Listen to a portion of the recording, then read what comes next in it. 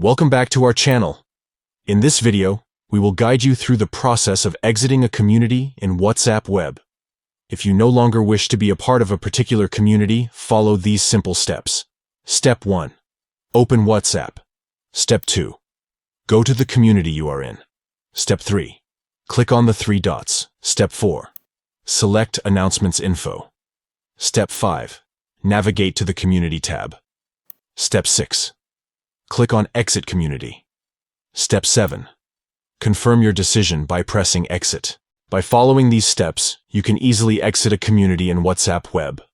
This can be helpful if you no longer want to receive updates or be a part of certain discussions. Remember, once you exit a community, you will no longer have access to its content or be able to participate in its activities. If you found this tutorial helpful, please give it a thumbs up and subscribe to our channel for more WhatsApp tips and tricks. Share this video with your friends who might find it useful in managing their WhatsApp communities. Thank you for watching, and we'll see you in the next video.